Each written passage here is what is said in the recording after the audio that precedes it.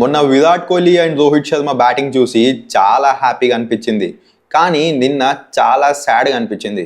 CSK ఓడిపోయినందుకు కాదు కానీ సంజు శాంసన్ అవుట్ అవ్వగానే రియాన్ పరాగ్ చాలా అగ్రెసివ్గా సెలబ్రేట్ చేసిండు, ఏదో పాకిస్తాన్ వాళ్ళని అవుట్ చేసినట్లు. అండ్ జడేజా శివం దూబే వికెట్ తీసినప్పుడు గన్ షాట్ సెలబ్రేషన్ చేసిండు. అండ్ ఈ 2 ఇన్సిడెంట్స్ అయితే సిఎస్కే ఫ్యాన్స్ కి చాలా సాడ్ గా అనిపించుంటది. క్రికెట్ అనేది ఒక జెంటిల్మెన్ గేమ్ అండ్ లైఫ్ లో చాలా లెసన్స్ నేర్పిస్తుంది, like confidence, patience, hard work and determination. And మన ఇండియన్ ప్లేయర్స్ మీద ఇలా రియాక్ట్ అవ్వడం కరెక్ట్ కాదనిపించింది నాకైతే. ఒకవేళ ఎంఎస్ ధోని ఉండుంటే ఇలా అవ్వకపోతుండే అండ్ సిఎస్కే ఓడిపోయినా కూడా ఆ ఫీల్ రాకపోతుండే, ఎందుకంటే ధోనిని చాలా డేస్ తర్వాత చూసినాం కదా అని ఫీల్ ఉంటుండే.